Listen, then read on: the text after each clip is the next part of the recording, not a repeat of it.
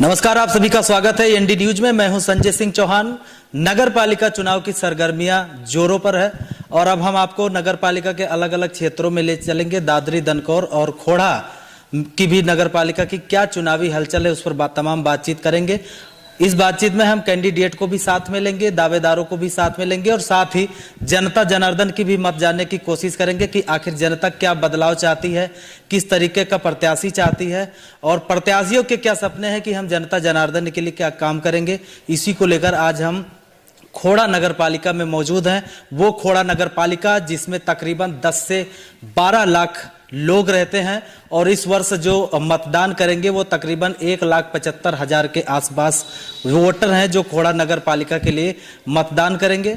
आपको बता दें कि 34 वार्ड हैं खोड़ा में जिस पर चुनाव होगा और लगातार तैयारी चल रही है।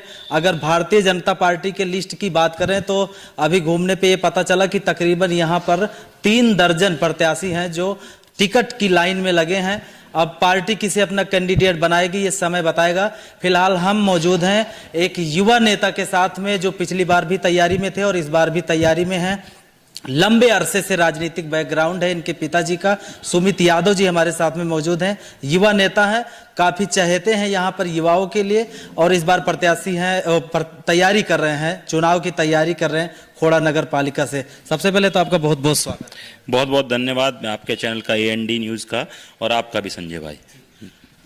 चुनाव चल रहा है और सबसे पहला तो यही है कि टिकट किसका होगा। आप पिछली बार भी तैयारी में थे, इस बार भी तैयारी कर रहे हैं। कितना उम्मीद है आपको अपनी मेहनत पर और क्या कुछ रोड मैप आपके पास है खोड़ा की जनता के लिए? देखो संजय भाई, मैं तो ये कहता हूँ कि पार्टी अपना प्रतिनिधित्व चुनेगी और पार्टी अपने कैंडिडेट अपने हिसाब से उतारती है। जो ज़मीन पे वर्क करते हैं, जनता के लिए वर्क करते हैं और पार्टी के लिए काम करते हैं, पार्टी उनको चुन के भेजती है। और भारतीय जनता पार्टी के लिए मैं पिछले कई वर्षों से अच्छे से काम कर रहा हूँ। माननीय विधायक जी के चुनाव में मैंने बहुत अच्छा वर्क किया है और पार्टी में मैं दिन रात सेवा करता रहता हूँ। आए दिन जनता के बीच में रहता हूँ, जनता के लिए बहुत वर्क किए हैं मैंने। कोरोना के टाइम पे भी हमने बहुत लोगों की मदद की, अपने स्कूलों में फ़ीस माफ़ी का काम किया। और जैसे मेरे स्कूलों के बाहर मैं कैंप लगाता हूँ हेल्थ चेकअप के, उसमें लोगों को फ्री में दवाइयाँ मुहैया कराता हूँ, उसमें कोई चार्ज नहीं लिया जाता है। डॉक्टर उसमें से कम 100 लोगों को फ्री में दवाइयाँ और इलाज मुफ्त कराते हैं। तो मेरे माध्यम से मैं तो चाहता हूँ कि जितनी जनता की सेवा की जाए उतनी कम है और जनता के बीच में रहना है और जनता के लिए काम करना है। परिवार आपका, पिताजी राजनीतिक रहे, पहले से जुड़े रहे, परिवार भी जुड़ा रहा जी, क्या पूरा रहा समीकरण आपके पारिवारिक राजनीतिक बैकग्राउंड? देखो, मेरे पिताजी किसान हैं और किसान के तौर पे उन्होंने राजनीति स्टार्ट की और वहाँ पे 2005 में वो प्रधानी का चुनाव लड़े यहाँ से और जीते। बहुत अच्छे मार्जिन से जीते, जो लोगों ने बहुत उन्हें प्यार दिया, सम्मान दिया और उन्होंने भी लोगों के लिए बहुत काम किया।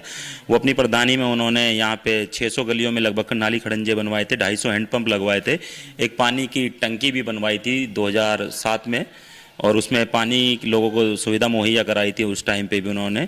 और 11 आरसीसी रोड, जब यहाँ पे खोड़ा में आरसीसी रोड को जानता तक नहीं था कोई, तब हमारे पिताजी ने यहाँ पे आरसीसी रोड बनवाए और खोड़ा में एक लहर जगाई कि हाँ, कि विकास इस तरह से भी होता है। आप युवा नेता हो और तमाम युवा भी आपके साथ में जुड़े हैं। खोड़ा में आपकी ही पार्टी के जो चेयरमैन थे वो मौजूदा चेयरमैन यहाँ पे थे, पार्टी सत्ता में आपकी है, आप भी पार्टी के सिपाही हैं। अब आप ये तो नहीं कहोगे कि विकास नहीं हुआ है, लेकिन मैं आपसे ये जानना चाहता हूँ अभी लोगों की अपेक्षाएं क्या हैं? खोड़ा की जनता आखिर किस उम्मीद पर इस बार वोट देगी? देखो, मुझे भी पता है विकास हुआ है रोड का, रोड नाली का। खोड़ा की जनता रोड नाली का विकास नहीं चाहती थी।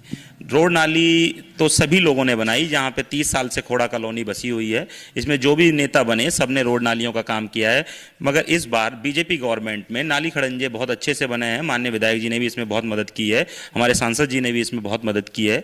खोड़ा को रोशन कराने के लिए लाइटें लगाई गई हैं सड़कों पे। मगर जनता जो चाहती है, जनता चाहती है नगर पालिका अगर बनी है तो उसमें हर घर तक पानी पहुंचे, एक सामुदायिक केंद्र बने जिससे लोगों की यहाँ पे गरीब जो बच्चे हैं उनकी शादियाँ हो सकें, उनमें जो भी यहाँ पे एक एम्बुलेंस की सुविधा होनी चाहिए थी, कि हमारे यहाँ पे कोई बीमार पड़ता है तो उसे सरकारी अस्पताल नहीं है तो वहाँ से यहाँ से खोड़ा से भेज के उसे दिल्ली तक ट्रांसफ़र किया जाए, तो एम्बुलेंस नगर पालिका की तरफ से होनी चाहिए थी। एक सब वाहन, यहाँ पे सब बाहर से लोग आए हैं, कोई इस तरह से घटना घट जाती है तो लोगों के पास पैसे नहीं होते, तो नगर पालिका से ये मदद भी होनी चाहिए।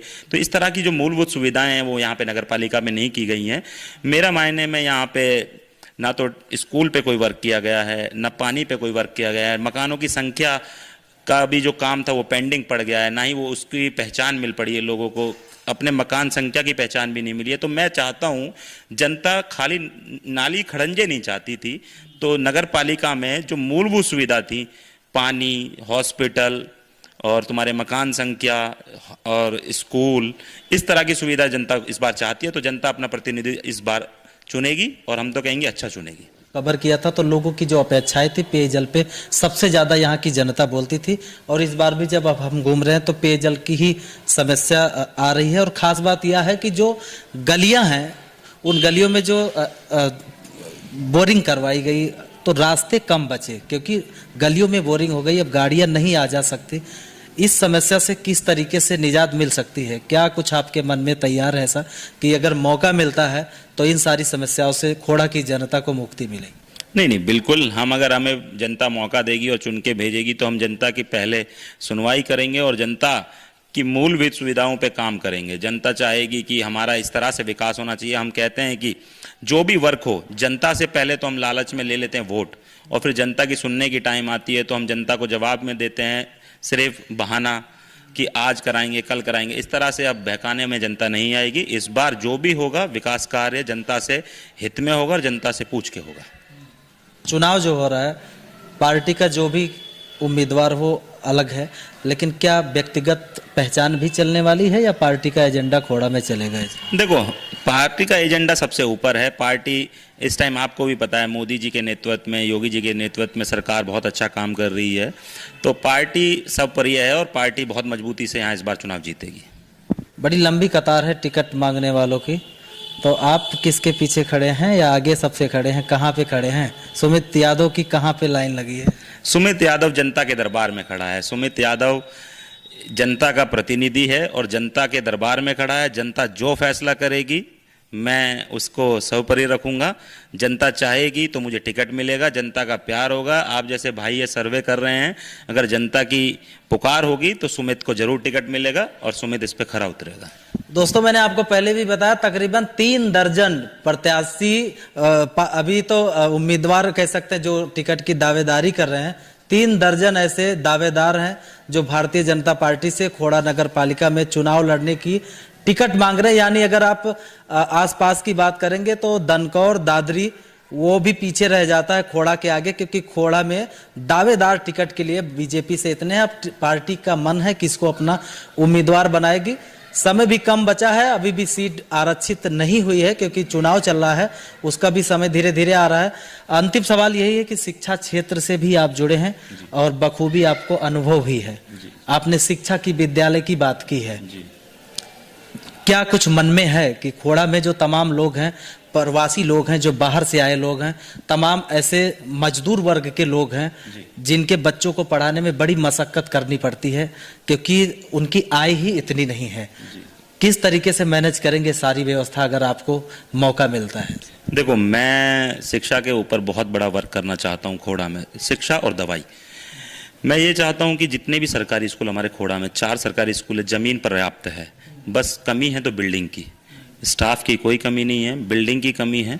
तो मैं चाहता हूँ अच्छे से विधायक जी से और एमपी जी से बात करके स्कूलों को एक अलग से फंड दिया जाए, माननीय योगी जी से मिलके उस पर बात की जाए और स्कूलों को बहुत अच्छी से दुरुस्त करा जाए, उन्हें इतना अच्छा और सुंदर बनाया जाए कि खोड़ा का हर बच्चा उस स्कूल में एडमिशन ले और फ्री में शिक्षा मिले और मेरे क्षेत्र का हर एक बच्चा अपने क्षेत्र खोड़ा का नाम रोशन करे और इस पे काम करे। मैं तो जनता से एक बार अनुरोध करूंगा, हाथ जोड़ के विनती करना चाहता हूं कि इस बार ये जो फैसला है मत का, अपने मत का दुरुपयोग ना करें, इसे बेचने ना दें, किसी के बहकावे में ना आए और अच्छा चुने, अपना चुने, खोड़ा के हित में चुने। सरकारें आएंगी जाएंगी मगर खोड़ा के हित में ये मतदान खोड़ा का है, खोड़ा के हित में वोट करें और खोड़ा के लिए करें।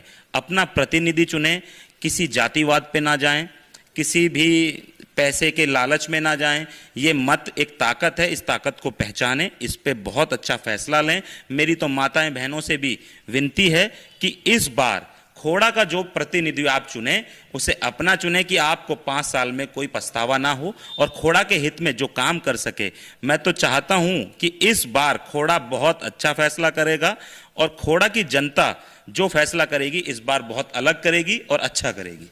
सरकार की तरफ से तमाम जन कल्याणकारी योजनाएं चलाई गई। कहा जाता है कि योजनाएं चली, लेकिन जो गरीब, जो मजदूर वर्ग का आदमी है, जो कमाने के लिए आया, उसके पास समय का भी अभाव है और जानकारी का भी अभाव है। वो कितना काम हुआ? जन कल्याणकारी जो योजनाएं थी, क्या खोड़ा की जनता के पास पहुंची?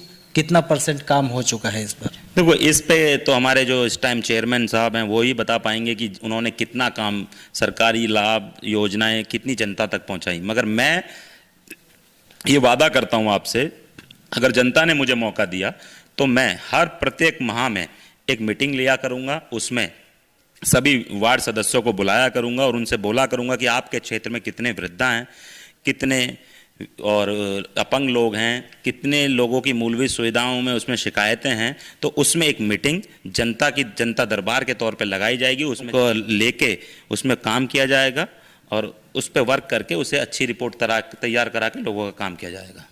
अभी आपने कहा कि खोड़ा में सड़कें और गलियों में RCC बनी, नाली का निर्माण हुआ। नालियों का निर्माण है, फिर भी जलभराव की क्या वजह है? जलभराव हो जाता है बरसात के समय। खोड़ा की जनता की जो तस्वीरें आती हैं, स्कूल के जो बच्चे हैं वो घुटने तक पानी में चलते हुए नजर आते हैं, तमाम वीडियो वायरल होती हैं। तो जब नालियां और RCC बनी है तो वजह क्या है कि खोड़ा में जलभराव हो जाता है? जल भराव का कारण ये है कि जो नाले हैं, हमारे जो मेल नाला हैं वो छोटे हैं और पानी का अभाव बहुत ज़्यादा, आबादी बहुत बड़ी है, क्षेत्रफल बहुत बड़ा है। जो हमारी निकासी है, जल निकासी, वो बहुत कम, नाले छोटे होने की वजह से कम बनी हुई है। तो उसमें घंटे, 2 घंटे तक, 3 घंटे तक बारिश का पानी जमाव रहता है, इसलिए वो पानी भरा रहता है। इसकी कोई इतनी बड़ी समस्या नहीं है। इस तरह से अगर बारिश कंटिन्यू पड़ती रहती है तब पानी भरता है, अगर बारिश 2-4 घंटे बंद हो जाती है तो पानी निकल जाता है। समय को देखते हुए, जैसा कि अब मिलने जुलने का जो वोटर है उनसे सिलसिला शुरू है, किस तरीके से जनता के बीच में जाएंगे, जनता से कैसे आप अटैच होंगे, उस क्या? देखो, मुझे कोई भीड़ भाड़ की ज़रूरत नहीं है। मैं जनता के हर खोड़ा कॉलोनी के हर घर पे जाऊंगा, वहाँ पे जाके मस्तक झुकाऊंगा और सबसे वोट की अपील करूंगा। और मैं चाहता हूँ कि भीड़ भड़का, मीटिंग, इन सब से कुछ नहीं हो रहा। ये सब धोखा देने के काम होते हैं। मैं जनता के बीच में अकेला जाऊं, 4 लोगों को लेके जाऊं। मैं चाहता हूं कि मैं खोड़ा के हर घर तक पहुंचूं और वोट की अपील करूं। वो लोग मुझे अच्छे से जाने, तब वो मेरे पास काम कराने आते हैं तो मुझे भी अनुभव होगा कि मैं वोट मांगने उनके पास किस आधार से जा रहा हूं। और मैं इतनी मेहनत से इस बार खोड़ा में वोट मांगूंगा कि लोग मेरी मदद करेंगे। और मैं चाहता हूं कि खोड़ा के एक एक घर मेरे ना जाने से छूटा ना जाए। मैं चाहता हूं कि खोड़ा कॉलोनी का हर घर मेरे को जाने और मैं उन्हें पहचानूं और मुझे सोच समझकर वो मुझे अपना वोट दें। तो ये थे सुमित यादव जी, और यहाँ पर टिकट की दावेदारी कर रहे हैं। खोड़ा नगर पालिका से चुनाव लड़ने की इनकी मंशा है और लंबे समय से राजनीतिक बैकग्राउंड है और युवा हैं, शिक्षा क्षेत्र से जुड़े हैं और समाज सेवी भी हैं, तमाम क्षेत्रों में काम करते हैं जैसा कि इन्होंने बताया। अब खोड़ा नगर पालिका में जनता जनार्दन की राय भी हम आपको दिखाएंगे चौपाल के माध्यम से। जो सवाल हमने पूछे हैं अपने इस वीडियो में, अगर आपके जानकारी में खोड़ा नगर पालिका के विकास से, समस्याओं से कोई जुड़ा सवाल है तो आप कमेंट बॉक्स में हमारे लिखें। हम वो सवाल भी जो कैंडिडेट होंगे उनसे पूछने की कोशिश करेंगे। विपक्ष कितना मजबूत है खोड़ा में, किस तरीके से दावेदारी करेगा, कौन होगा विपक्ष का मजबूत चेहरा, उस पर भी बात करेंगे। अपने कैमरा पर्सन के साथ संजय सिंह चौहान, AND न्यूज।